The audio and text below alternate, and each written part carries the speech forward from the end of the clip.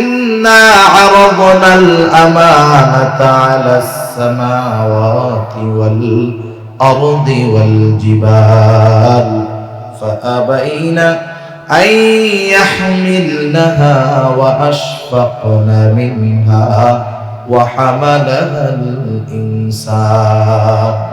আল্লাহ তাআলা বলেন, আমি এই আমানত আসমানের কাছে, জমিনের কাছে, পর্বতের কাছে পেশ করলাম।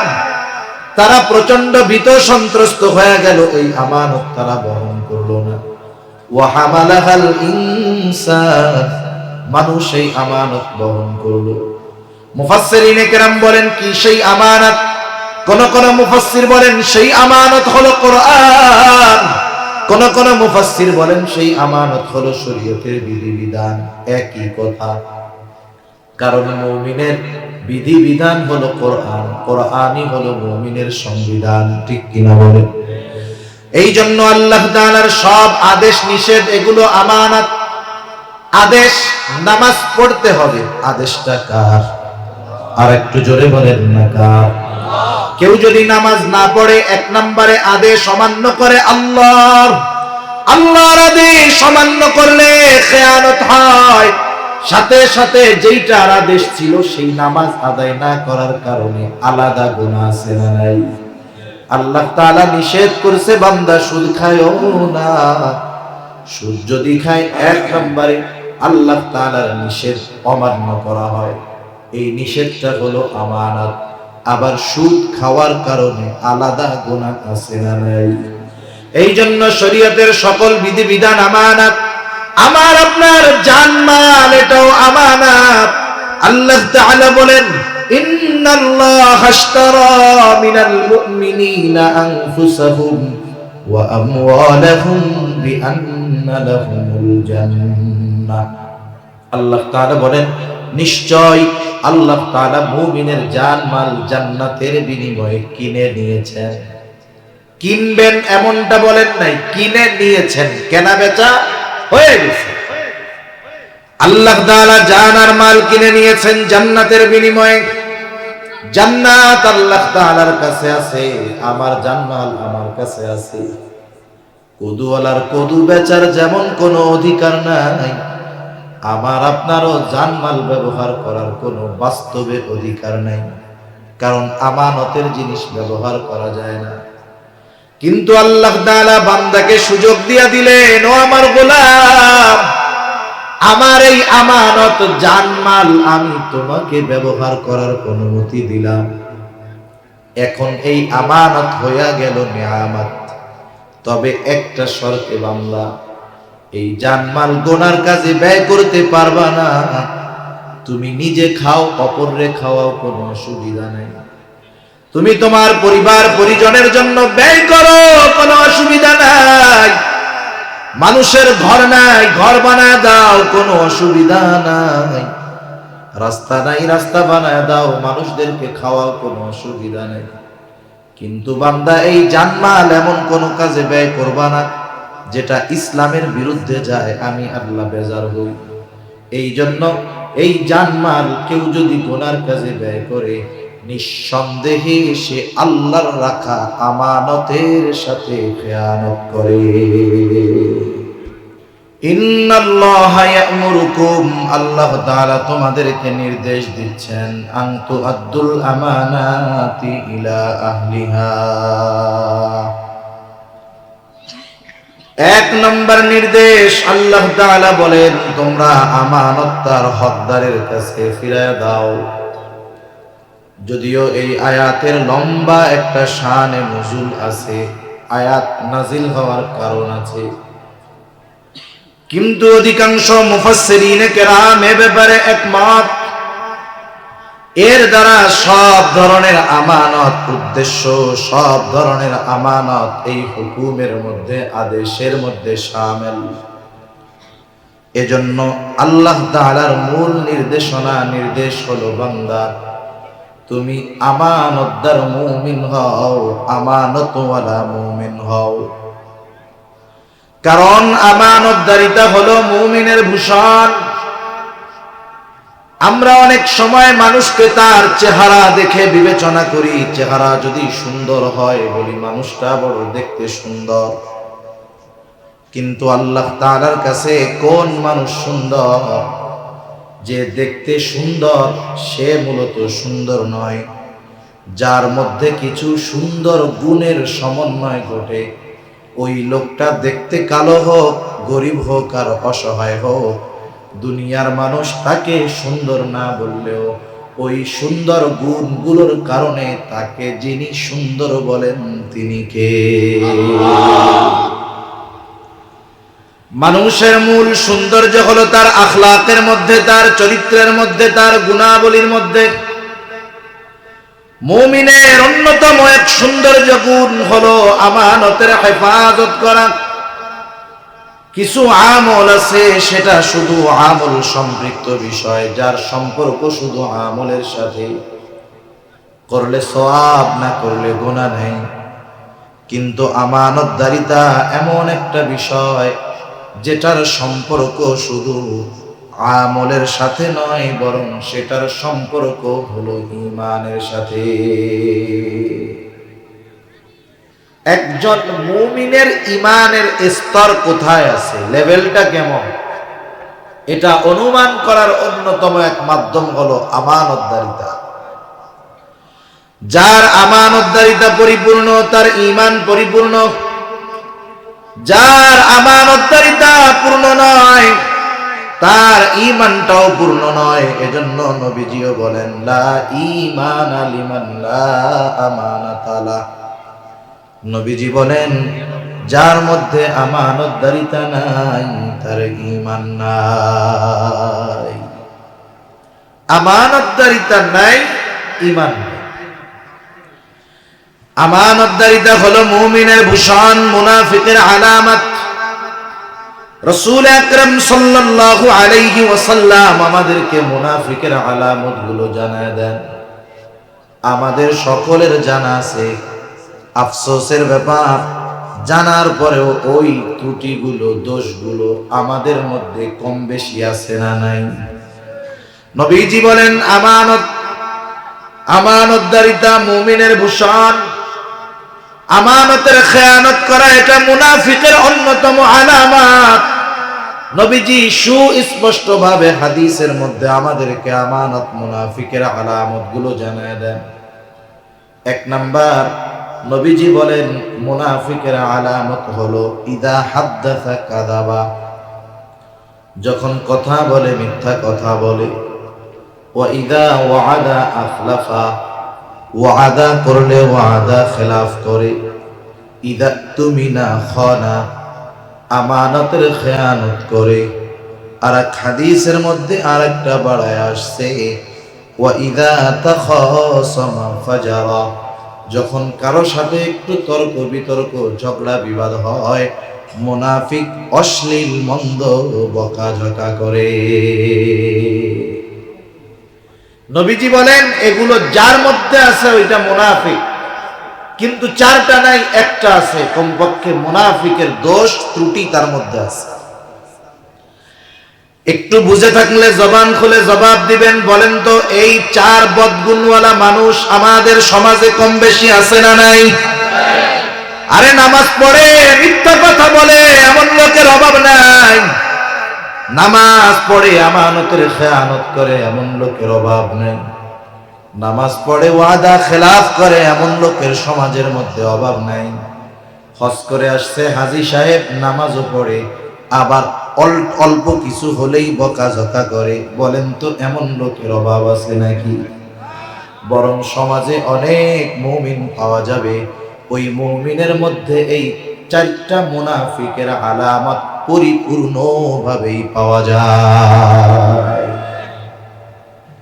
মানুষের অনেক রোগ হয়, কিছু রোগ আছে এটার সিমটম, আলামত সহজে প্রকাশ পায় না। আলামত গোপন থাকে, সহজে প্রকাশ পায় না। কিন্তু রোগের আলামত যখন প্রকাশ পায় তখন সুস্থ হওয়া কঠিন হয়ে যায়। এই রোগগুলোর মধ্যে একটা রোগ হলো ক্যান্সার। ক্যান্সার সহজে ধরা পড়ে না। দীর্ঘদিন শরীরের মধ্যে ক্যান্সারের জীবাণু বাসা বেঁধে ফেলছে। গোটা দেহের মধ্যে ছড়ায় গেছে, এখনো বোঝা যায় না। হঠাৎ শরীরে জিহ্বায় একটা ঘা হইছে, গায়ে একটা ঘা হইছে, যায় না, সারে না। স্বাভাবিকভাবে ছোট ফোড়া যদি হয়, ঘা যদি হয়, 1 সপ্তাহ 2 সপ্তাহ 1 মাসের মধ্যে ক্লিয়ার। দেখে ছোট্ট একটা ঘা, সপ্তাহ যায়, মাস যায়, 6 মাস যায়, যখন ঘা সারে না। বলেন তো যার ওই ঘাটা হয়, বলেন তো চিন্তা আছে না নাই? কক্সবাজার চলে গেছে বড় ডাক্তারের কাছে, পরীক্ষা নিরীক্ষা করে বলে কাজ হবে না, ঢাকায় চলে যান। ঢাকায় গিয়া ভালো ডাক্তারের পরামর্শে টেস্ট করার পরে ডাক্তার বলে অবস্থা খারাপ, আপনি তো দেরি করে ফেলছেন, এই ঘাটা তো সাধারণ কোনো ঘা না, এই ঘা ছিল আপনার ক্যান্সারের আলামত। অনেক দেরি করে ফেলছেন আপনি। এখন যদি কেউ ওই ক্যান্সারের রোগে আক্রান্ত হয়ে মারা যায়, সে যদি ইমানদার হয়, ক্যান্সারের রোগে যদি সে মারা যায়, তাকে জাহান্নামে যাওয়া লাগবে না। কিন্তু মুসলমান ভাইরে আমার, কোন মুমিনের মধ্যে যদি মুনাফিকের আলামত গুলো বিস্তার লাভ করতে পারে, ওই মুনাফিকের আলামত গুলো একটা সময় মুমিনের ঈমান ধ্বংসের কারণ হয়ে যায়। ওই আলামত যদি বিস্তার করে গোটা দেহের মধ্যে, তাহলে ওই আলামত গুলো এক সময় তারে বেঈমান বানায়। কারণ কবিরা গুনাহ, বড় গুনাহ যেগুলো, এগুলো যদি কেউ কবিরা গুনাহ মনে করে করে, যেমন হারাম খাওয়া কবিরা গুনাহ, কেউ যদি শুকরের গোশত হারাম মনে করে খায়, বড় গুনাহ হবে, তবে কিন্তু বেঈমান হবে না। কিন্তু কেউ শুকরের গোশত খায় না, কিন্তু খাওয়ারে জায়েজ মনে করে। একজন খাইয়া পাপী কিন্তু বেঈমান না, আর একজন না খাইয়া বিশ্বাসের কারণে বেঈমান, কোনো সন্দেহ নাই। এজন্য মুনাফিকের আলামত গুলো যখন কারো মধ্যে পূর্ণ বিস্তার লাভ করে, এক সময় ও মিথ্যাকে মিথ্যা মনে করে না, বলে মনে করে মিথ্যা জীবনের একটা অংশ। ওয়াদা খেলাফ করারে ওয়াদা খেলাফ করা মনে করে না, মনে করে জীবনের অংশ। আমানতের খেয়ানত করাকে পাপ মনে করে না, মনে করে এটা জীবনের অংশ। কথায় কথায় বকা দেওয়াটারে গুনাহ মনে করে না, মনে করে এটা স্বাভাবিক কথা।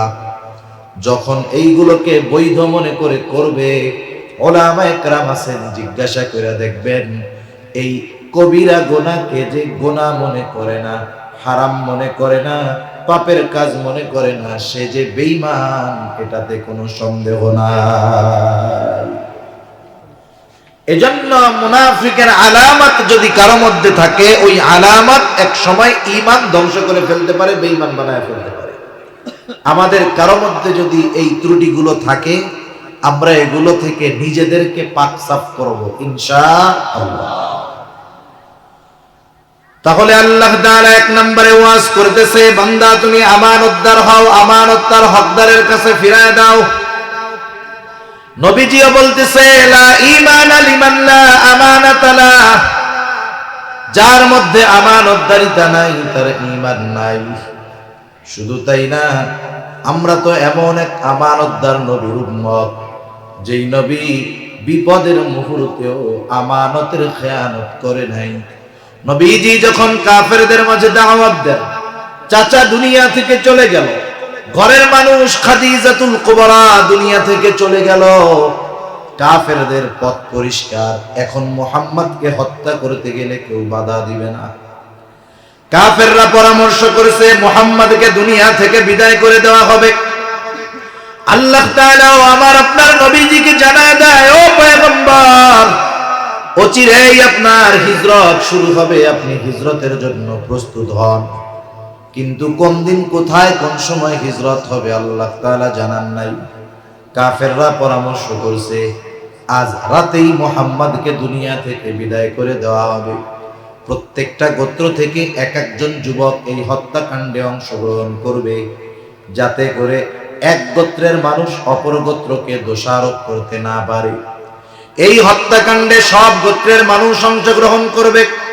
নবীজির ঘর চতুর্দিক দিয়ে ঘিরে ফেলল কাফেররা। আল্লাহ তাআলা জানায় দিলেন, পয়গম্বর, আজ রাতটাই হলো আপনার হিজরতের রাত। নবীজি ঘরের মধ্যে হযরত আলী রাদিয়াল্লাহু তাআলা আনহুকে বিছানায় শোয়া ঘরের দরজা দিয়ে বের হলেন। কাফেররা ঘিরে রাখছে, নবীজি বের হলেন। আল্লাহ তাআলা কাফেরদের চোখের উপরে পর্দা ফালায়া দিল।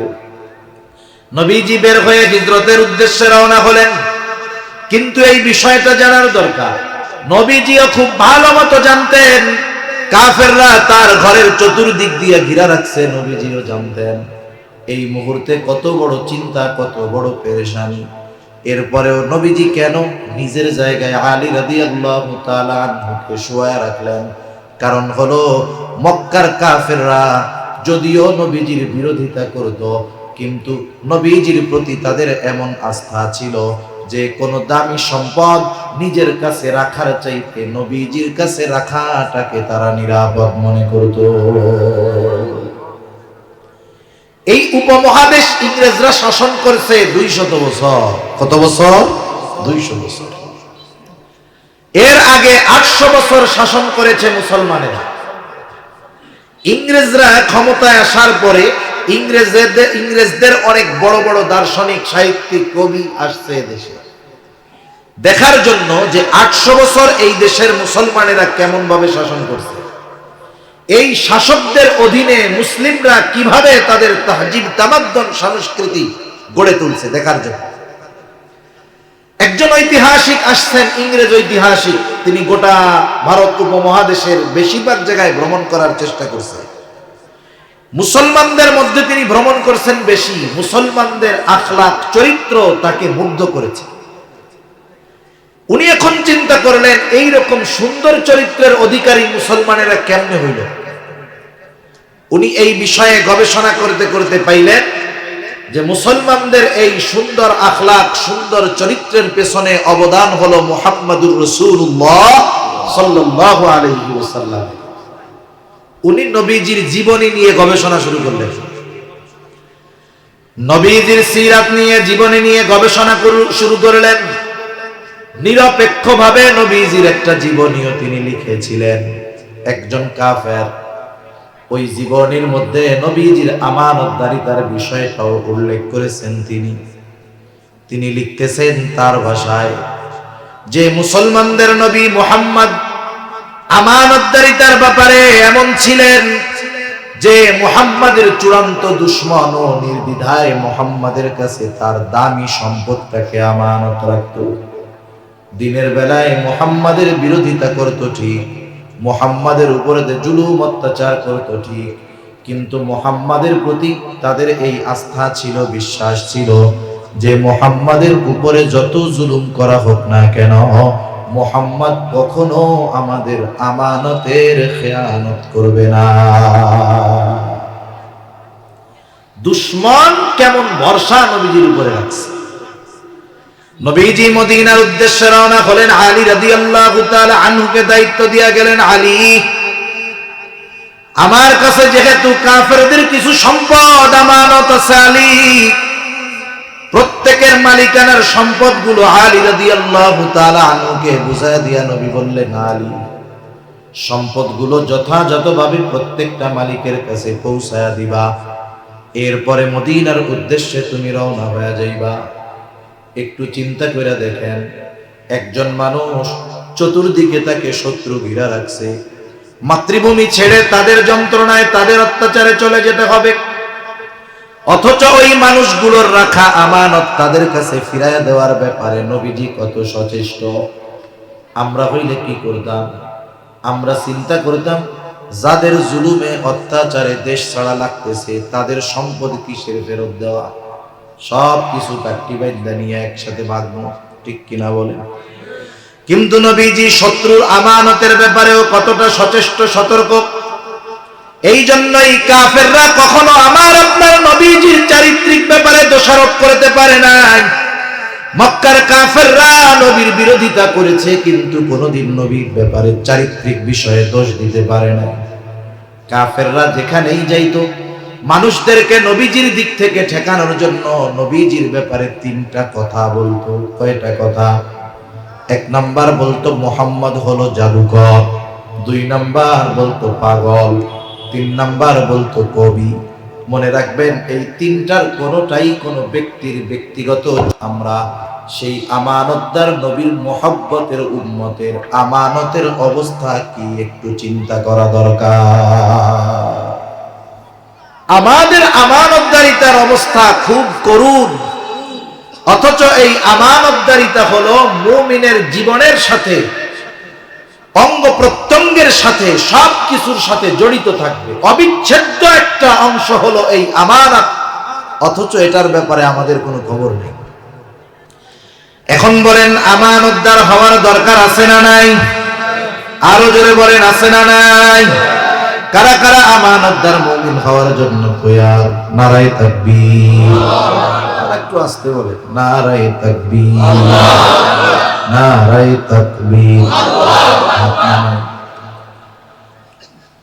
আগে জানতে হবে তাহলে আমানতদার যদি হতে হয় কোন কোন ক্ষেত্রে আমানতদারিতার গুণ অর্জন করতে হবে। এগুলো না জানলে আমানতদার হওয়া সম্ভব নয়। এক নাম্বার, আমানতদারিতা হয় লেনদেনের মধ্যে, লেনদেনের মধ্যে হয় আমানত।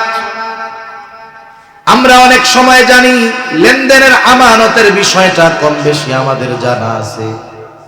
একজন একজনের কাছে সম্পদ রাখছে, সম্পদটা যথাযথ সময় ফিরায় দিবে, সে হলো আমানতদার।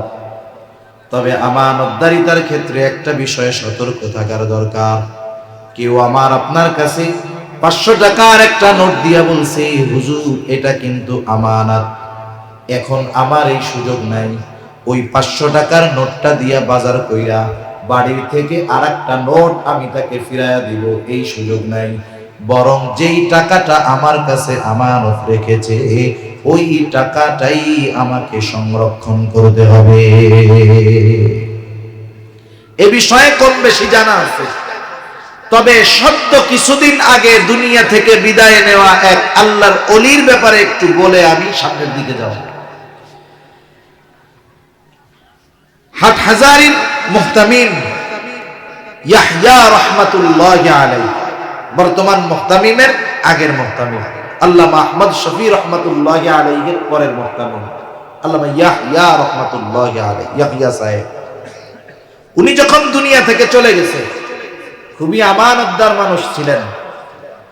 উনি যখন দুনিয়া থেকে চলে গেছে, ওনার সন্তানেরা ওনার সম্পদ টম্পদ কি কোথায় আছে খুঁজতেছে। ছেলেরা বলতেছে যে আব্বার এই জিনিসপত্রগুলো খুঁজতে গিয়ে আমরা দেখি আজ থেকে 30 বছর আগের টাকা। কত বছর আগে? 30 বছর আগের টাকা, কাগজে মোড়ায় লেখা অমুক আমার কাছে এই তারিখে এই কয় টাকা রাখছে, টাকা সহ কাগজ সহ ভাঁজ করে রেখে দেওয়া। সুবহানাল্লাহ। কেমন মানুষ আমাদের নিকট অতীতেই ছিল, অবাক করা বিষয়। আমি এদিকে লম্বা কথা বলবো না, কারণ এটা মোটামুটি আমাদের সকলের জানা আছে। তাহলে এক নম্বরে আমরা আমানতদার হব লেনদেনের ক্ষেত্রে। লেনদেনের ক্ষেত্রে অনেক সময় বিষয়টা এমন হয়, আমার কাছে একজন সম্পদ পায়, যে পায় তার মনে নাই। আল্লাহ তাআলার নির্দেশ হলো তোমার মনে আছে, তুমি নিজ দায়িত্বে তাকে তার মালটা ফিরায় দাও। একজন বাজারে গেছে দোকানদারের কাছে মাল সামানা কেনার জন্য, দোকানের মধ্যে ভিড়। দোকানদারের কাছে গিয়ে বলে, ভাই আমারে তেল দাও, সাবান দাও, চিনি দাও, লবণ দাও। বিল হইছে কত? বলে 1000 টাকা। বলে খাতায় লিখে রাখো। দোকানের মধ্যে ভিড়, দোকানদারের লিখতে মনে নাই, খাতার মধ্যে তাই তার নামে টাকাও লেখা নেই। 5 দিন পর এই আল্লাহর বান্দা দোকানে গেছে টাকা ফেরত দেওয়ার জন্য, বাকি টাকা। যায় বলে, ভাই খাতা দেখেন তো আমার নামে কোনো বাকি আছে নাকি। দোকানদার খাতা ডাটা উল্টায় দেখে, না ভাই আপনার নামে কোনো টাকা লেখা নেই। কারণ ক্রেতার ভিড়ে দোকানদারের লিখতে মনে নাই, এটা স্বাভাবিক হতেই পারে, ঠিক কিনা বলেন? এইবার শয়তান যদি তারে ওয়াসওয়াসা দেয়, কি করবে? মনে মনে বলবে, ওর যেহেতু মনে নাই তাহলে মনে হয় না দেওয়া জায়েজ আছে। নিজে নিজে মুফতি সাহেব সাইজা বলবে, ওই তো বলছে আমার কাছে পায় না, তাহলে পায় কেন? যা, ওটা দেওয়া লাগবে না।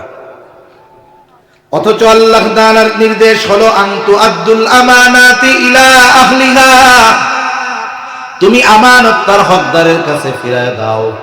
এই জন্য অনেক সময় এমন হয়, অনেকের সম্পদ তার না জানা সত্ত্বে আমার আপনার কাছে থাকে। আল্লাহ তাআলার নির্দেশ, তুমি নিজ দায়িত্বে তার মালটা ফিরায় দাও।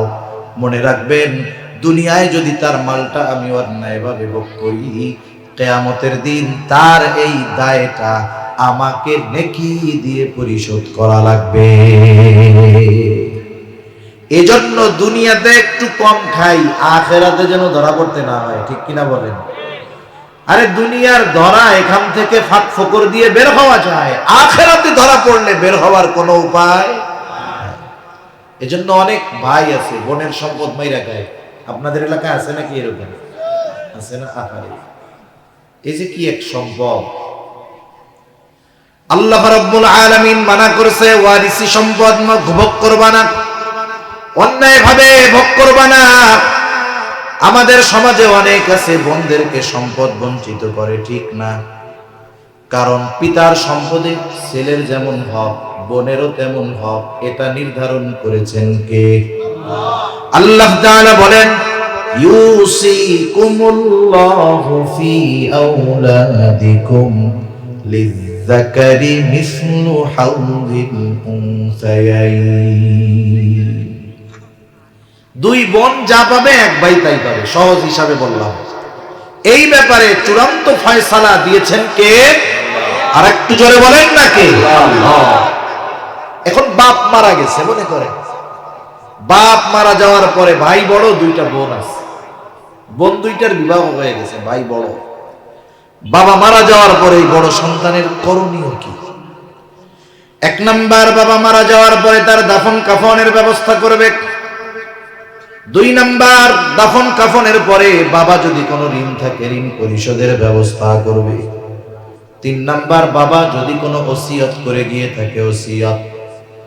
মনে রাখতে হবে, কোন বাবা যদি এই ওসিয়ত করে আমি মারা যাওয়ার পর সব সম্পদ মাদ্রাসায় দিয়ে দিই, যদি ওসিয়ত করে আমি মারা যাওয়ার পর সব সম্পদ মাদ্রাসায় দিয়ে দিবি, এই ওসিয়ত পালন করা ওয়ারিসদের জন্য ওয়াজিব নয়।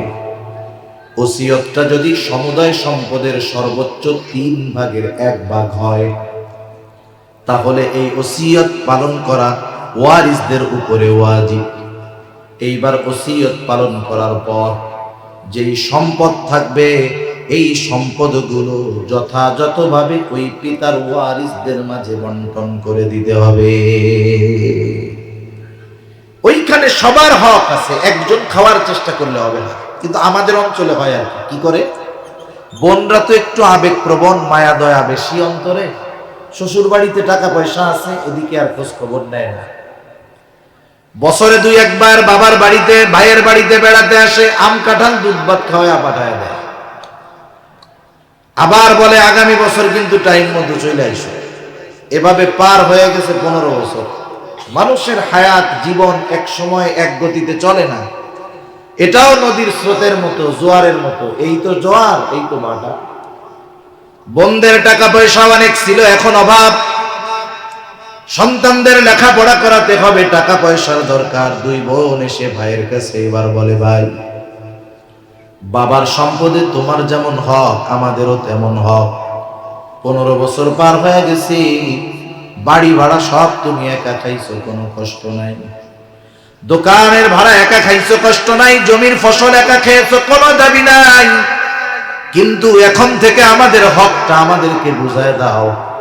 আর যদি সম্পদগুলো তুমি রাখতে চাও, তাইলে যথাযথ মূল্য দিয়ে দাও।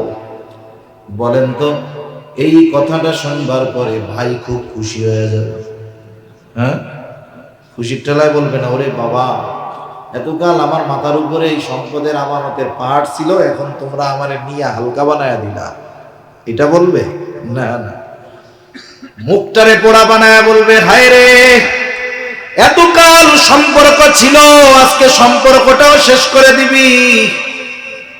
আগে যখন বোনরা বেড়াইতে আসতো, ভাগনা ভাগ্নি আসতো, বলতো 10 দিন থাকা লাগবে, আগে যাওয়া যাবে না। সম্পদ হক বুঝে নিয়ে যাওয়ার পর বোন ভাগনা ভাগ্নি বেড়াইতে আসলে ঘরে ঢোকার আগে বলে, যাবা কখন? বুঝেন না? ঘরে বসতে দেওয়ার আগে কি কয়, যাবা কখন? আর আগে বলতো যাইতে পারবা না, বেশি করে বেড়াইতে হবে।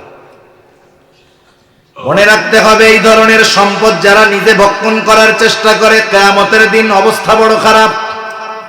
আমি আর ওই দিকে যাব না। এক নাম্বার লেনদেন হয়, লেনদেনের মধ্যে আমানত। দুই নাম্বার কথাটাও কিন্তু হয় আমানত। নবীজি সাল্লাল্লাহু আলাইহি ওয়াসাল্লাম বলেন, ইদা হাদ্দাসার রাজুলু তুম্মা ইলতাফাতা ফাহিয়া আমানাতুন। যখন কোন মানুষ কথা বলে আর এদিকে সেদিকে তাকায়, ফাহিয়া আমানাতুন, ওই কথাটাও আমানত হয়ে যায়। একজন যদি আমার আপনার সামনে এসে কথা বলে আর ডানে বামে এরকম তাকায় তাকায় দেখে, কি বুঝবেন? আপনি চান, সে চায় যে আমার এই কথা ইনি ছাড়া অন্য কেউ যেন না শুনে। কিন্তু আমাদের অভ্যাস, মাশাআল্লাহ, কেউ যদি আমারে দিয়াই বলে, আমারে বললো হুজুর এই কথাটা আপনারে বললাম, খুব গোপন কথা, আপনি কারো কাছে আর বইলেন না। এই যে সে বলল যে আপনি আর কারো কাছে বইলেন না, কাজ সারা, সে নিজের পায়ে নিজে কুড়াল মারছে। সে আমার চোখের আড়াল হওয়ার আগে পাশের একজনকে আমি ডাক দিয়া বলি, এই শোন এদিকে আয়। কি হয়েছে? বলে এই লোকটারে চিনো? বলে হ্যাঁ চিনো। কি বলছে আমারে জানো? বলে না জানি না। তো আমাকে খুব বিশ্বাস করে, খুব গোপন একটা কথা বলছে, কারো কাছে বলতে মানা করছে, আমি শুধু তোমার কাছে কইলাম, তুমি কিন্তু কাউরে আবার কইও না। আমি যারে বলছি ও মনে করবে হুজুর যেহেতু একজন রে কইছে, আমারও একজনের কাছে খাওয়া যায়। কারণ এদেশের মানুষ হুজুরদেরকে অনেক সময় দলিল মনে করে। কি মনে করে? দলিল মনে করে। একজন আলেম একটা কাজ করছে, ভুল হতে পারে, সাধারণ মানুষ মনে করে এই কাজটা ঠিক, ঠিক না হইলে কি হুজুর করছে নাকি? ও মনে করছে যেহেতু হুজুর আমার কাছে বলছে, হুজুরেও তো কইছিল যে কারো কাছে কইয়েন না, হুজুর একজনের কাছে কইছে না, আমারও একজনের কাছে মনে হয় বলা জায়েজ আছে। ও এবার আর একজনের ডাক দিয়া বলে, এই হুজুরের চিনো? বলে হ্যাঁ চিনি, খুব ভালো মানুষ। বলে আমারে খুব ভালোবাসে, বিশ্বাস করে, অমকের ব্যাপারে আমার কাছে এই কথাটা বলছে, আমি তোমারে বললাম তুমি কাউরে বইলো না। এই আমল চলতে থাকবে, যে যার কাছে বলে বলে আমি তোমাকে বললাম তুমি কাউরে কইও না। দেখা যাবে সকালের কথা দুপুর হইতে হইতে পৌঁছায় গেছি 100 জনের কাছে। এখন বলেন তো আমি বলছিলাম কয়জনের কাছে? কথা পৌঁছাইছে 100 জনের কাছে। তার মানে আমার খেয়ানত আর একটা নাই, একটা নাই। আমার খেয়ানত হয়ে গেছে 100টা, যদিও আমি করছি একটা। কারণ কি? কারণ নবী বলেন, কারো দ্বারা যখন কোনো নেকের কাজের সূচনা হয়, ওই কাজ দুনিয়ায় যতদিন চলে, যতজন করে, সকলের ওই নেক কাজের সওয়াব প্রথম যে শুরু করে তার আমলনামায় যোগ হয়ে যায়। দুনিয়ায় যখন কেউ কোনো মন্দ কাজের সূচনা করে, ওই কাজ যতদিন চলে, যতজন করে, ওই কাজের, মন্দ কাজের গোনা প্রথম যে সূচনা করে তারা আমলনামায় যোগ হয়ে যায়। এই হাদিসের লাস্টে নবীজি বলেন, আদম আলাইহিস সালামের প্রথম হত্যাকারী সন্তান, এই দুনিয়ায় যে প্রথম হত্যা সংগঠিত করেছে অন্যায়ভাবে, কিয়ামত পর্যন্ত এই জমিনে যত অন্যায় হত্যাকাণ্ড হবে, যত হত্যাকাণ্ড বিচার বহির্ভূত হবে, ক্রস ফায়ারে হবে, অন্যায়ভাবে হবে, কিয়ামত পর্যন্ত সব হত্যাকাণ্ডের গোনা আদম আলাইহিস সালামের প্রথম হত্যাকারী সন্তানের আমলনামায় যোগ হয়ে যাবে। সেই জন্য সাবধান। আমার আপনার কাছে কেউ যদি কোনো কথা বলে আর এদিকে সেদিকে তাকায়, তাহলে যেই কথা বলবে সেটা আমার আপনার কাছে কি হবে? জোরে বলেন তো। আমার। তবে আবার সমস্যা আছে। এখন একজন রাস্তা দিয়ে কিছু দূর আগাইছে, আর একজন তার কাছে দাঁড়ায় বলে, আচ্ছা দাঁড়ান, একটা গুরুত্বপূর্ণ কথা আছে। এই কথা বলার আগে সে ডানে বামে দেখতেছে। চাচা তো এখান থেকে ওয়াজ শুনে ওইদিকে গেছে। চাচা মনে করবে যেহেতু কথা বলার আগে ডানে বামে তাকাচ্ছে, এরপরে যেই কথা বলবে সে কথা কি হবে? আমানত হবে। এখন ডানে বামে তাকাইয়া বলতেছে, চাচা আমি আজকে ওই রাত্রে ওই বাড়িতে চুরি করবো আজকে রাত্রে। ডানে বামে তাকাইয়া কি কইছে? আজকে রাত্রে আমি ওই বাড়িতে চুরি করবো। চাচা চিন্তা করছে, কি বিপদ ডাইনা পড়লাম, হুজুরে কি শুনাইলো, শুনাই তো বিপদে পড়লাম। ডাইনে বামে তাকায় কথা বলছে, কথা হইল আমানত। এখন যদি বইলা দেই তাইলে হবে খেয়ানত, আর যদি না বলি ওই লোকের বাড়ি হবে চুরি। কি কি বিপদ না? বিষয় হলো একজন সাধারণ মানুষ যার মোটামুটি জ্ঞান বুদ্ধি আছে, কথা বলার পরে সে বুঝতে পারে এই কথা বলতে হবে নাকি গোপন রাখতে হবে, এটা স্বাভাবিক বোঝা যায়। সেজন্য কথাটাও হয় আমানত, যেই কথাগুলো গোপন রাখার মতো রাখবো। অনেক সময় অনেক মানুষ আমার আপনার কাছে তার পরিবারের কিছু দুর্বল কথাগুলো পেশ করে। বাস্তবতা কি জানেন? ওলামায়ে কেরামকে মানুষ অনেক বিশ্বাস করে। অনেক সময় অনেক মানুষ এমনও ফোন দিয়া বলে, হুজুর এত যন্ত্রণায় আছি, আপনারা তো বাহির থেকে দেখেন খুব ভালো আছি, কিন্তু বাসার ভিতরে আমার সন্তান স্ত্রী এরা একসাথে মিলে আমাকে পিটায়। এখন বলেন, আপনার কাছে কেউ এরকম কথা একটা বললো, দুঃখের কথা, এই কথার মধ্যে তার সম্মান নিহিত আছে না? সমাজের মানুষ তাকে সম্মানিত জানে, কিন্তু আপনি তার কষ্টের কথাটা জানেন, এটা তো আপনার কাছে আমানত। আমরা অনেক সময় কি করি, সম্পর্ক ভালো থাকলে তার ওই কথাগুলোরে গোপন রাখি, কিন্তু যখন তার সাথে একটু সম্পর্ক খারাপ হয় ওই কথাটাকে আমরা অস্ত্র হিসাবে ব্যবহার করি। বলে, হ্যাঁ তুমি বেশি লাফাইও না, আমি তো জানি তোমার ঘরের অবস্থা কি। বলে কি বলে না এরকম? বলেন তো, নবীজি কি শত্রুর আমানতের খেয়ানত করছে? মানে আমরা কেন শত্রু হলেও তার সাথে খেয়ানত করব? এই অভ্যাস কখনোই করব না ইনশাআল্লাহ। 3 নাম্বার দায়িত্ব হয় আমানত, দায়িত্ব আমানত। এখন তো এমন এক জামানা, মানুষ দায়িত্বের জন্য প্রতিযোগিতা করে, আবার টাকা দিয়ে মানুষ দায়িত্ব কিনতেও চায়। আমাদের অঞ্চলে একজন চেয়ারম্যান হয়েছে, চেয়ারম্যান হওয়ার আগে প্রায় 5 কোটি টাকা ব্যয় করেছে। ওকে যদি জিজ্ঞাসা করা হয় কেন চেয়ারম্যান হইছো, বলেন তো ও বলবে নাকি গম চুরি করার জন্য হয়েছে? কি বলবে? জনগণের সেবা করার জন্য হয়েছে। যেই লোক নির্বাচিত হওয়ার আগে 5 কোটি টাকা খরচ করতে পারে, তার কি জনসেবা করার জন্য কি চেয়ারম্যান হওয়ার দরকার আছে নাকি? সে তো এমনিই তো কোটিপতি, চাইলেই তো পারে, ঠিক কিনা বলে? তার মানে দায়িত্বটা যদি নেওয়া যায় খুব ভালো লাগে, এইটা হলো মূল বিষয়। কিন্তু সুষ্ঠুভাবে যদি দায়িত্ব আসে, দায়িত্ব যদি পালন করে, তাতে তো সমস্যা নেই।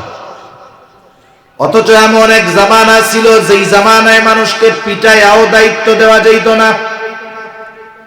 আল্লাহর নবীর একজন সাহাবীর ব্যাপারে এমন ঘটনা আছে, মজলিসের মধ্যে মিটিং হয়েছে তার অনুপস্থিতিতে, যে তাকে একটা দায়িত্ব দেওয়ার দরকার।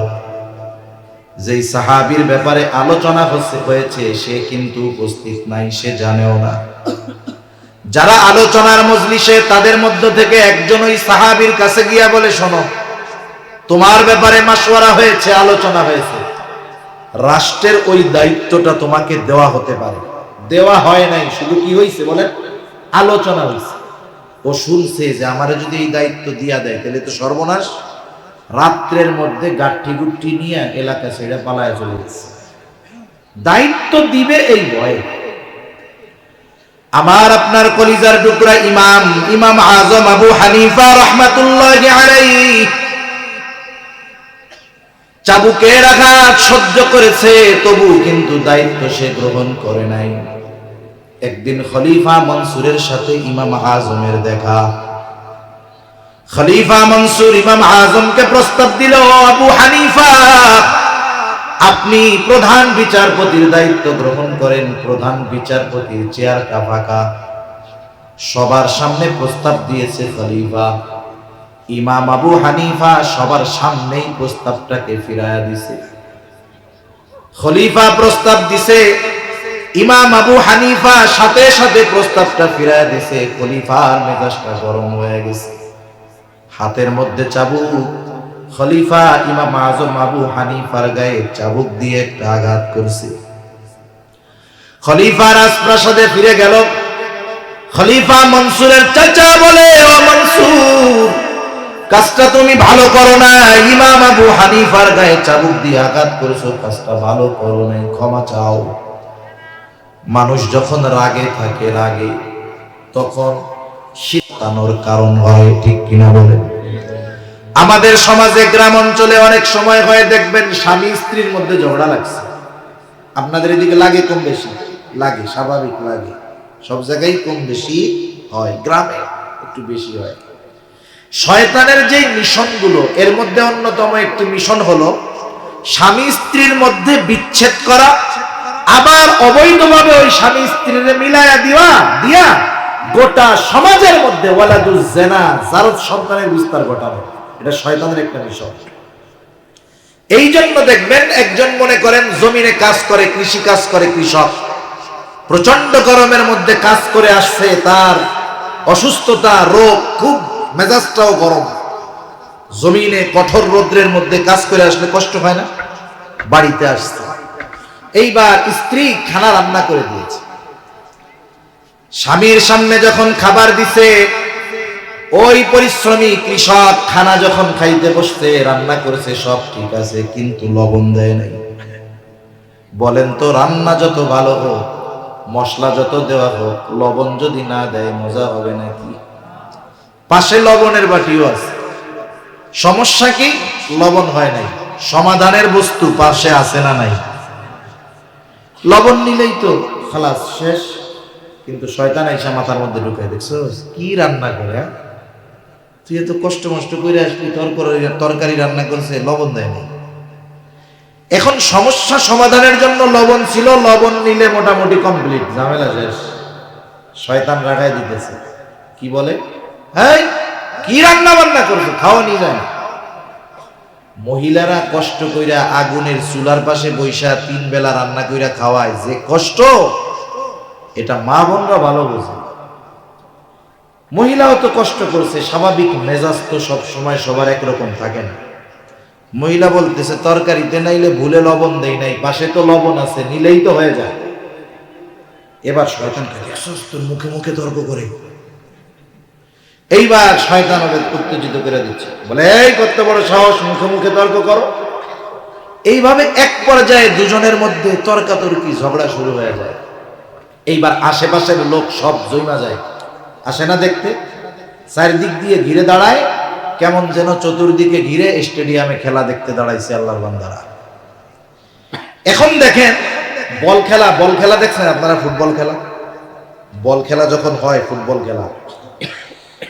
খেলা যখন হয়, চারদিক দর্শক দাঁড়ায় থাকে, দর্শকের নজর শুধু বলের দিকে, এরকম খালি দেখায় আর দেখে বল।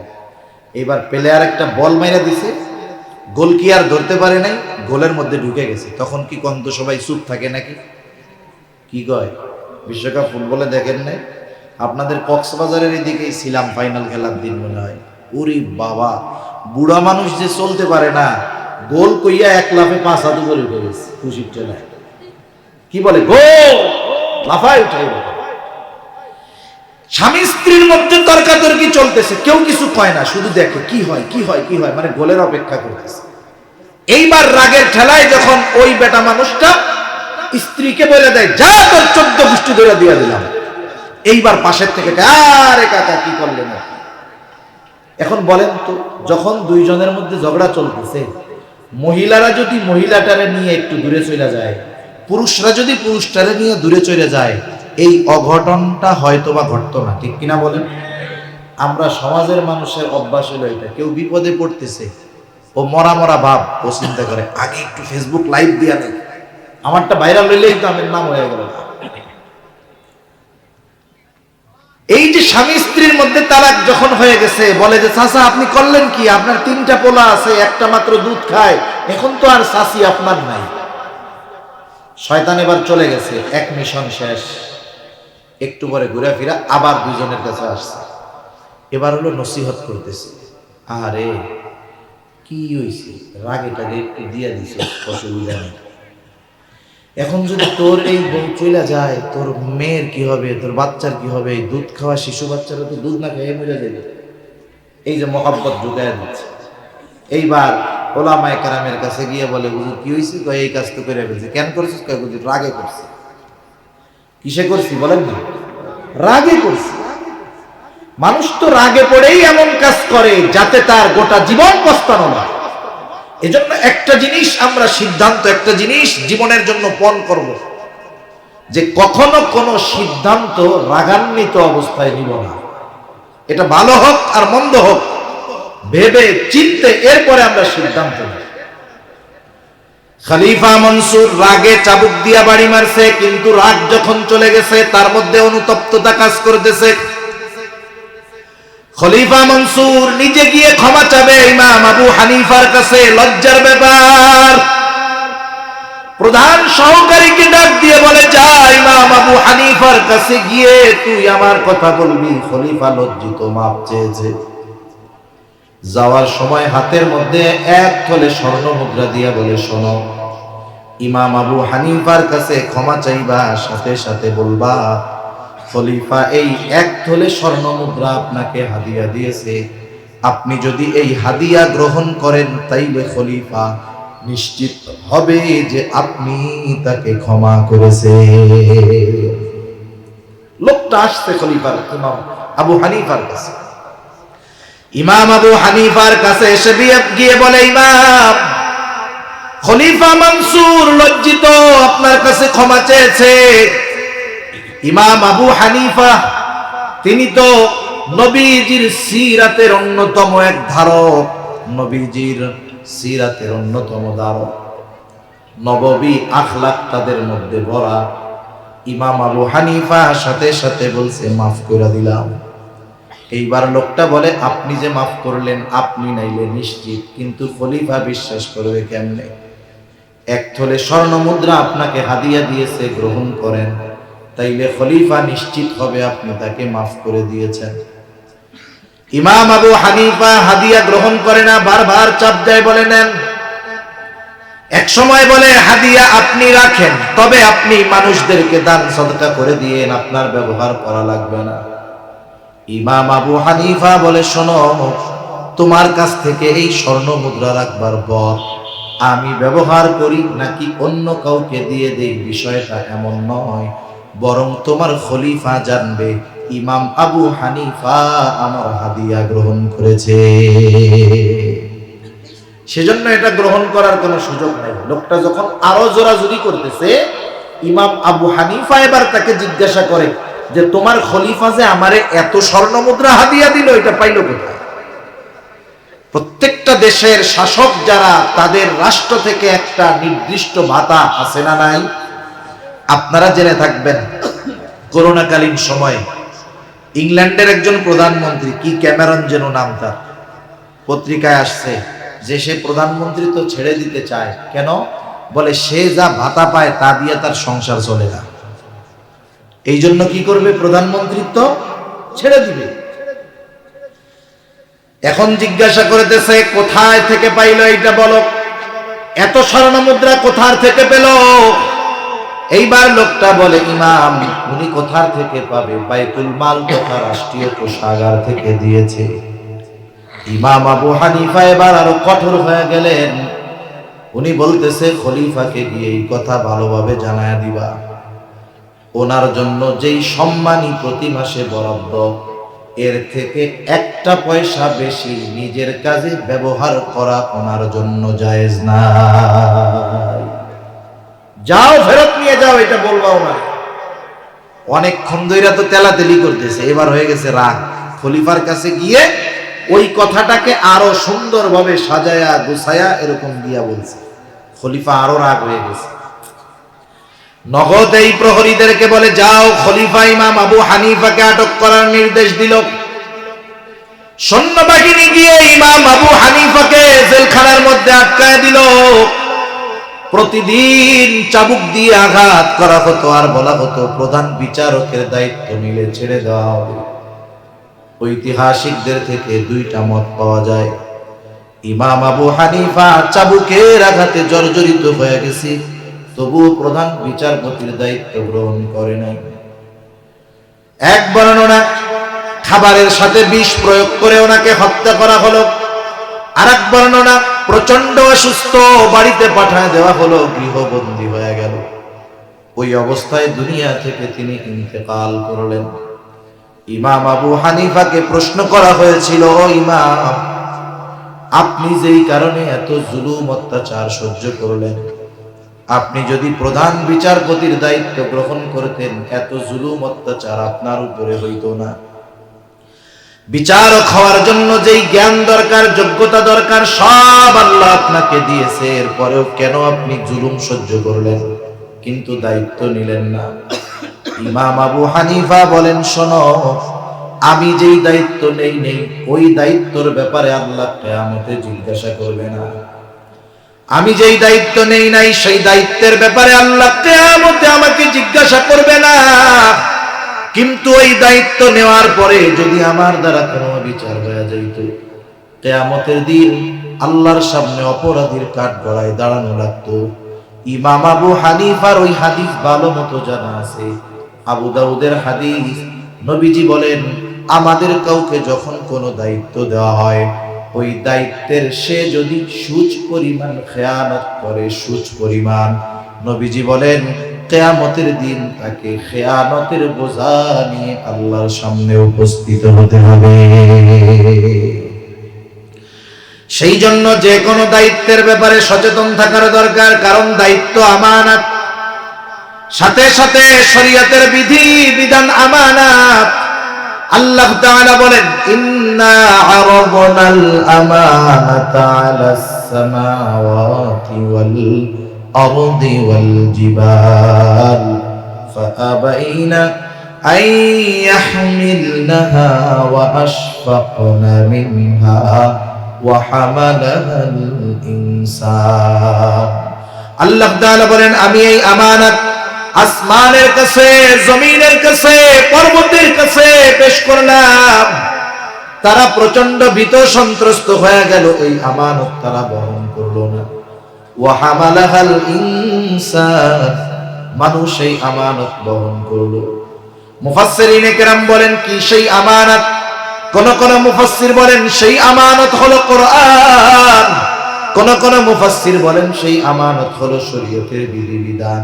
একই কথা, কারণ মুমিনের বিধিবিধান হলো কোরআন, কোরআনই হলো মুমিনের সংবিধান। ঠিক কিনা বলেন? এই জন্য আল্লাহ তাআলার সব আদেশ নিষেধ এগুলো আমানত। আদেশ নামাজ পড়তে হবে, আদেশটা কার? আর একটু জোরে বলেন না, কার? কেউ যদি নামাজ না পড়ে, এক নম্বরে আদেশ অমান্য করে আল্লাহর। আল্লাহর আদেশ অমান্য করলে খেয়ানত হয়। সাথে সাথে যেইটার আদেশ ছিল সেই নামাজ আদায় না করার কারণে আলাদা গুনাহ আছে না নাই? আল্লাহ তাআলা নিষেধ করছে, বান্দা সুদ খায়ও না। সুদ যদি খায়, এক নম্বরে আল্লাহ তাআলার নিষেধ অমান্য করা হয়। এই নিষেধটা হলো আমানত। আবার সুদ খাওয়ার কারণে আলাদা গুনাহ আছে না নাই? এই জন্য শরীয়তের সকল বিধিবিধান আমানত। আমার আপনার জানমাল এটাও আমানত।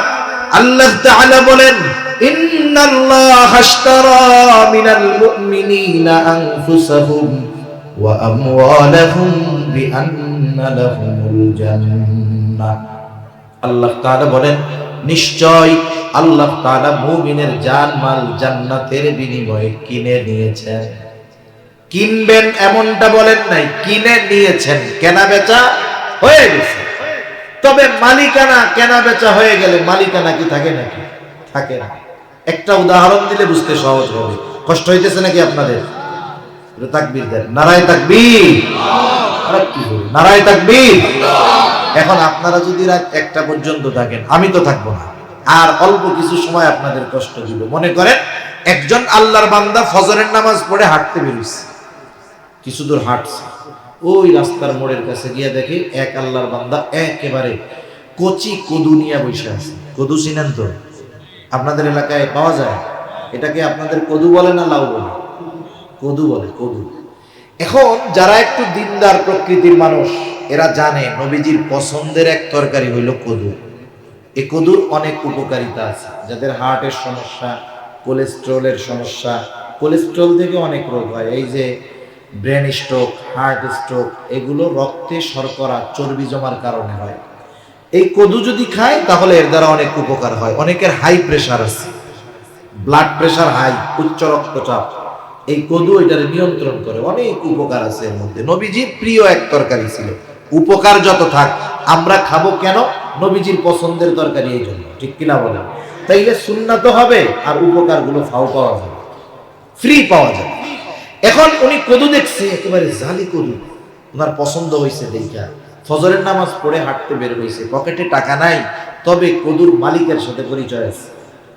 এখন জিজ্ঞাসা করতেছে কদুর দাম কত? বলে চাচা আপনি নিলে 50 টাকা। কয় টাকা? 50 টাকা। মুরব্বী বলতেছে ঠিক আছে, আমি তোমার কদুটা কিনলাম, তবে টাকাটা আমি 1 ঘন্টা পরে দিব। তুমি আসো 1 ঘন্টা? বলে আমি 1.5 ঘন্টা এই জায়গায় আছি। তাহলে আমি কদুটা কিনলাম, এটা তোমার কাছে এখন থাক, আমি টাকাটা 1 ঘন্টা পরে দিব। চাচা এবার চলে গেছে। এখন বলেন তো, কদুওয়ালার কাছে কদু আছে, চাচার পকেটে কদুওয়ালার টাকা আছে, যতই কদুটা কদুওয়ালার কাছে থাক, কিন্তু কদুর মালিকানা কি আছে? 1 ঘন্টার চুক্তি এখানে। এখন যদি 1 ঘন্টা আগে কেউ আইসা ওরে পাম মারে যে 50 টাকা না রে, চাচা তোরে ঠগাইছ, আমি তোরে 80 টাকা দিব না, দিয়া দে। বলেন তো 80 টাকা পাইয়া ওর বেচার অধিকার আছে নাকি? নাই, কারণ ওই কদুর উপরেই তো মালিকানা ওর নাই। এখন দেখেন, যেহেতু জিনিস তার কাছে আছে কিন্তু জিনিস ব্যবহারের অনুমতি নাই, কেন? কারণ এখন ওইটা ওর কাছে আমানত আছে। কি আছে বলেন? আমানত আছে। আল্লাহ তাআলা জান আর মাল কিনে নিয়েছেন জান্নাতের বিনিময়ে। জান্নাত আল্লাহ তাআলার কাছে আছে, আমার জান্নাত আমার কাছে আছে। কদুওয়ালার কদু বেচার যেমন কোনো অধিকার নাই, আমার আপনারও জানমাল ব্যবহার করার কোনো বাস্তবে অধিকার নাই, কারণ আমানতের জিনিস ব্যবহার করা যায় না। কিন্তু আল্লাহ তাআলা বান্দাকে সুযোগ দিয়া দিলেন, ও আমার গোলাম, আমার এই আমানত জানমাল আমি তোমাকে ব্যবহার করার অনুমতি দিলাম। এখন এই আমানত হইয়া গেল নিয়ামত, তবে একটা শর্তে বান্দা, এই জানমাল গোনার কাজে ব্যয় করতে পারবা না। তুমি নিজে খাও, অপররে খাওয়াও, কোনো অসুবিধা নাই। তুমি তোমার পরিবার পরিজনের জন্য ব্যয় করো, কোনো অসুবিধা নাই। মানুষের ঘর নাই, ঘর বানায় দাও, কোনো অসুবিধা নাই। রাস্তা নাই, রাস্তা বানায় দাও, মানুষদেরকে খাওয়াও, কোনো অসুবিধা নাই। কিন্তু বান্দা এই জানমাল এমন কোনো কাজে ব্যয় করবা না যেটা ইসলামের বিরুদ্ধে যায়, আমি আল্লাহ বেজার হই। এই জন্য এই জানমাল কেউ যদি গুনার কাজে ব্যয় করে, নিঃসন্দেহে সে আল্লাহর রাখা আমানতের সাথে খেয়ানত করে। সব খাওয়া যাবে, তবে বিড়ি সিগারেট খাওয়া এটাও যাবে নাকি?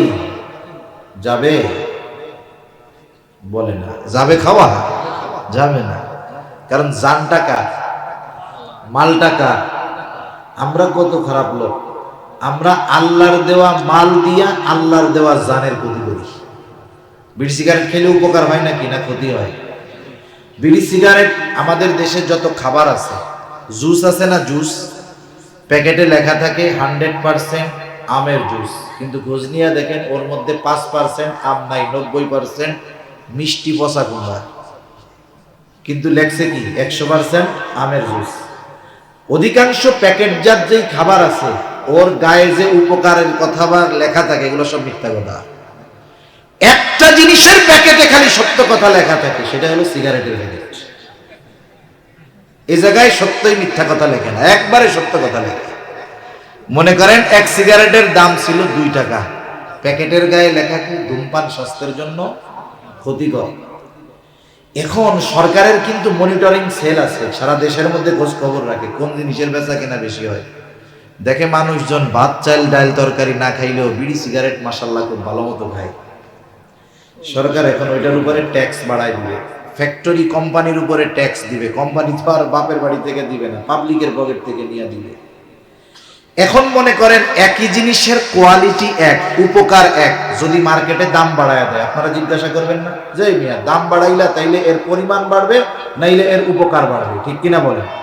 এখন ওরাও চিন্তা করছে ধূমপান স্বাস্থ্যের জন্য ক্ষতিকর 2 টাকা, এখন যদি দাম বাড়াই, ফজিলত তো বাড়ায় লিখতে হবে। এবার লেখছে ধূমপান ফুসফুসে ক্যান্সার হয়, দাম দিছে 6 টাকা। ওরা চিন্তা করছে মানুষ খায় না, না খায় আল্লাহ জানে। এবার তাকায় দেখে আগের চাইতে এখন আরো মানুষ বেশি করে কিনে খেতেছে এটা। ওই যে সরকারের মনিটরিং সেল দেখে যে আরে এটা তো বেচা কেনা বাড়ছে, আবার ট্যাক্স লাগে। এইবার লেখছে 10 টাকা না 12 টাকা দাম, লেখছে ধূমপানে ক্যান্সার হয়। ফজিলত বাড়তেছে না কমতেছে? দামও বাড়তেছে, ফজিলতও বাড়তেছে। দেখে ওই 6 টাকার জিনিস ওই সিগারেট এখন 10 টাকা দিয়ে প্রতিযোগিতা দিয়ে খাইতেছে। সরকার আবার দাম বাড়াচ্ছে। ওরা চিন্তা করে কি লিখবো বুঝি না তো, ক্যান্সারও লিখে ফেলাইলাম, এখন তো ফজিলত আর কি বাড়ানো যায়।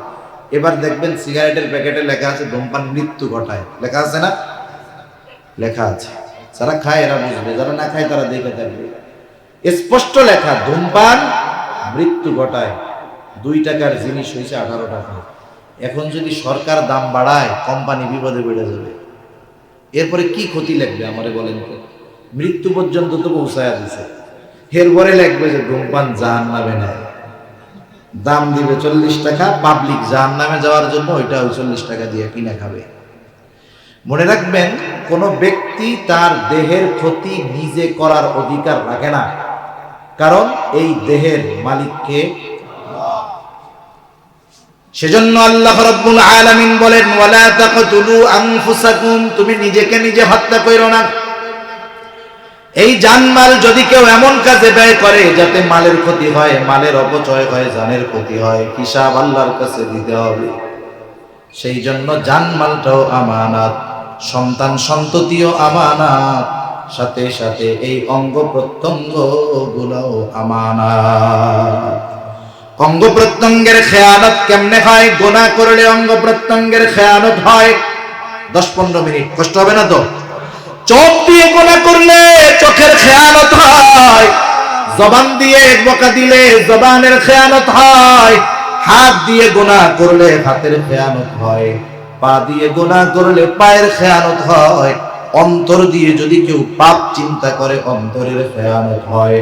এই জন্য আল্লাহ তাআলাও বলেন ইয়ালামু খাইনাতাল আয়ুন ওয়া মা তুখফিস সুদূর। আল্লাহ তাআলা জানে তোমরা চোখের কি খেয়ানত করো, অন্তরের মধ্যে কোন জিনিসটা লুকায় রাখো, আল্লাহ তাআলা জানে। এই বিষয়গুলো যদি আমরা একটু স্মরণ রেখে আমলে পরিণত করতে পারি, বুকে হাত দিয়ে বলা যাবে, শপথ করে বলা যাবে, ওই মুমিনটা প্রকৃত আমানতদার মুমিন হয়ে যাবে। তাহলে আল্লাহ তাআলার আদেশ ছিল 2টা। 1 নাম্বার আমানতদার হও, 2 নাম্বার ওয়াইদা হাকামতুম বাইনান নাস আন তাহকুমু বিল আদল, তোমরা যখন মানুষের মধ্যে বিচার আচার করবা, ন্যায় বিচার করবা। আমাদের অঞ্চলগুলোতে গ্রাম্য সালিশ হয়, আপনাদের অঞ্চলে হয় নাকি? গ্রাম্য সালিশ হয়, গ্রামের মাতুব্বরেরা বসে, বড় বড় মানুষেরা বসে। অনেক সময় এমন হয় জালেমকে বলে তুই তো অপরাধী, যদি 5 লাখ আমাদের এই প্যানেলে ঘুষ দেশ তাইলে তোরে পবিত্র প্রমাণ কইরা দিব। জালেমের কাছ থেকে ঘুষ খায়, অপর পাশ দিয়া মাজলুম রে বলে শোন 5 লাখ জরিমানা আদায় কইরা দিব, কিন্তু 3 লাখ হইল আমাগো। বলেন তো এমন বিচারক সমাজের মধ্যে আছে না নাই? আবার যদি দুশমন ন্যায় বিচারের জন্য আসে, যার প্রতি তার রাগ ক্ষোভ, ন্যায় বিচারের জন্য যদি আসে, তার সাথে ন্যায় বিচার করে না। কিন্তু আল্লাহ তাআলা জানায় দেন ও গোলাম, তুমি যখন বিচারকের আসনে বসবা, বিচার করবা, কারো প্রতি যদি বিদ্বেষ থাকে, শত্রুতাও থাকে, খবরদার এই কারণে তুমি অবিচার করবা না। শত্রুর প্রতিও ন্যায় বিচার করবে। আল্লাহ তাআলা বলেন ওয়ালা ইয়াজরিমান্নাকুম শানাআনু কওমিন আলা আল্লা তা'দিলু ই'দিলু হুয়া আকরাবু লিত-তাকওয়া, কোন কওমের সম্প্রদায়ের প্রতি বিদ্বেষ বশত তোমরা তাদের উপরে বিচার করবা না, ন্যায় বিচার করো। আমি ন্যায় বিচারের 2-3টা উপমা আপনাদের খেদমতে পেশ করে আলোচনা শেষ করব। 1 নাম্বার হলো আমাদের ন্যায় বিচার মানার মন মানসিকতা থাকতে হবে। 1 নাম্বার আমার মন মানসিকতা হবে আমি ন্যায় বিচার মেনে নিব, নাইলে ন্যায় বিচার প্রতিষ্ঠা হবে না। করব মানব দুটোই যদি আমার আপনার মধ্যে থাকে, তাইলে গোটা দুনিয়ার মধ্যে ইনসাফের সুবাতাস বইবে। ইমাম শাফিঈ রাহমাতুল্লাহি আলাইহি বলেন, যেই জাতির মধ্যে ন্যায় বিচার আছে, ইনসাফ আছে, যেই সমাজে ন্যায় বিচার আছে, ইনসাফ আছে, যেই সম্প্রদায়ের মধ্যে ন্যায় বিচার আছে, ইনসাফ আছে, এরা বড় সৌভাগ্যবান। যে জাতির মধ্যে নাই, এদের দুনিয়ার যত আসবাব থাকুক না কেন, এদের মতো দুর্ভাগা আর কেউ নাই। ঠিক কিনা বলেন? আজকে দুনিয়ার মধ্যে ন্যায় বিচার, ন্যায় বিচার যদি না থাকে, সমাজে অপরাধ বাড়ে, আইন যত বানানো হোক কাজ হয় না।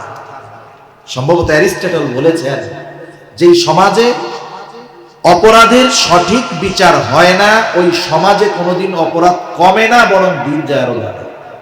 মনে করে একজন যদি দেখে যে 5 খুন কইরাও 7 খুন কইরাও ও জামাইয়া ধরে আছে, কিছুই হয় না, তাইলে বলেন তো অন্যান্য যাদের মনে চায় যে আমার শত্রুরে মাইরা দিন, ওরা যখন দেখবে 7 মার্ডার কইরা আরামে আছে, তাইলে ও চিন্তা করবে আমিও মাইরা দেই, অসুবিধা কি, ফাঁসি তো আর হবে না। ঠিক কিনা বলেন?